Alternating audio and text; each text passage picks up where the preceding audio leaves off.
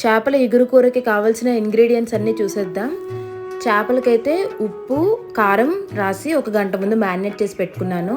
4 పెద్ద సైజు ఉల్లిపాయలను అయితే ఈ విధంగా ఆనియన్ చాపర్లో వేసి పచ్చిమిర్చి ఆనియన్స్ని చాప్ చేసుకున్నాను. కొంచెం అల్లం, వెల్లుల్లి, ధనియాలు, జీలకర్రని పేస్ట్ చేసుకున్నాను. అలాగే మసాలా దినుసులు కూడా పేస్ట్ చేసుకున్నాను. ఇలాచి, గసగసాలు, దాల్చిన చెక్క, లవంగాలు 1 గంట ముందు నానబెట్టుకొని పేస్ట్ చేసుకున్నాను. ఉప్పు, కారం, కొత్తిమీర, కరివేపాకు. చేపల ఇగురికి కావాల్సిన ఇంగ్రీడియంట్స్. చేపల పులుసైనా ఇగురైనా మట్టి కుండలో చేసుకోవడానికి ట్రై చేయండి. మట్టి కుండలో చేసుకుంటే ఇంకొంచెం ఎక్స్ట్రా టేస్ట్, ఎక్స్ట్రా ఫ్లేవర్ అనేది ఇస్తుంది. మీకు మట్టి పాత్ర అవైలబుల్గా లేకపోతే వెడల్పుగా ఉన్న గిన్నెలోనే చేసుకోవాలండి. లేదంటే ముక్కలు అనేవి విరిగిపోతూ ఉంటాయి.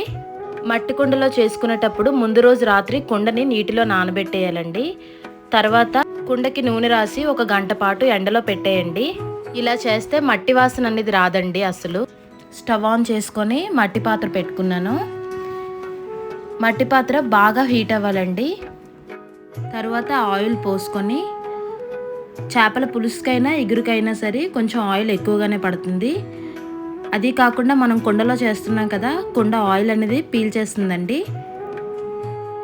ఆయిల్ వేడెక్కిన తర్వాత ఇందాక మనం ఆనియన్స్ అయితే చాప్ చేసి పెట్టుకున్నాం కదా, వాటిని అయితే వేసేస్తున్నాను. ఇగురు కదండి, ఆనియన్స్ అనేవి ఖచ్చితంగా చిన్నవిగానే కట్ చేసుకోవాలి. ఒకవేళ ఆనియన్ చాపర్ లేకపోయినా సరే వీలైనంత చిన్న ముక్కలు కట్ చేసుకోవడానికే ట్రై చేయండి.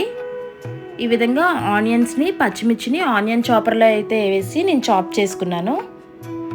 పచ్చిమిర్చి, ఆనియన్స్ కూడా బాగా వేగనివ్వాలండి, బ్రౌన్ కలర్ వచ్చినంత వరకున. కుండ కదా, కొంచెం ఎక్కువ టైమే పడుతుంది. ఈ విధంగా కలుపుతూ ఉండాలి ఆనియన్స్ని, పచ్చిమిర్చిని. చూసారు కదా, ఈ విధంగా కలర్ అనేది చేంజ్ అయిపోయింది. మనకి ఆనియన్స్, పచ్చిమిర్చి కూడా వేగిపోయిందండి బాగాన. ఆయిల్ కూడా చూసారు కదా ఏ విధంగా సెపరేట్ అయిపోయిందో, అంటే మనకి ఆనియన్స్, పచ్చిమిర్చి వేగిపోయిన అర్థం. ఈ టైంలో అయితే కరివేపాకుని ఖచ్చితంగా యాడ్ చేయండి.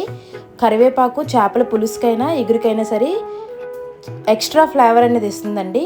ఇది అస్సలు స్కిప్ చేయొద్దు.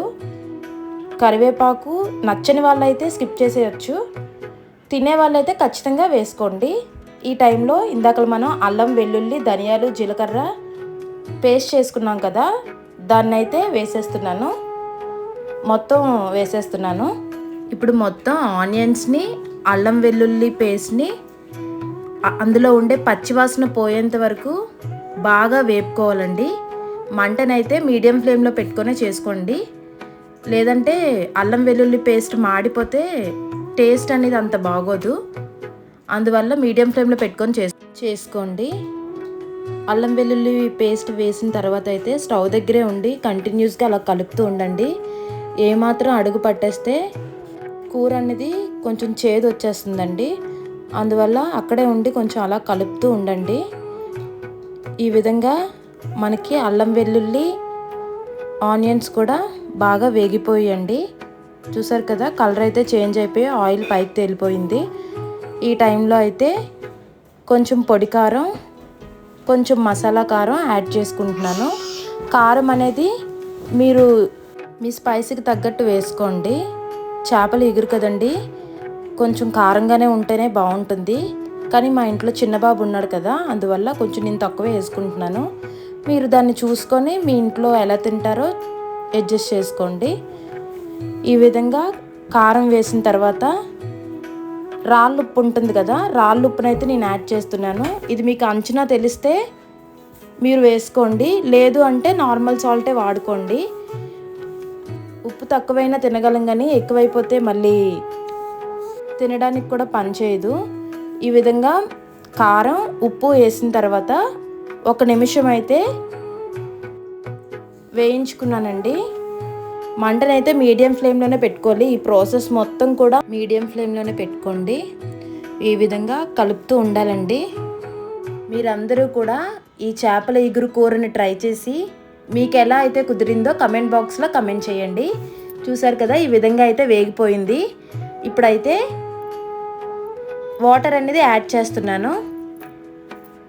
ఇగో చూడండి, కొంచెం నీళ్ళు అనేవి వేసుకున్నానండి. ఒక గ్లాసు, చిన్న గ్లాస్ ఉంటుంది కదా, చిన్న గ్లాసు వాటర్ అయితే తీసుకొని యాడ్ చేసుకున్నాను.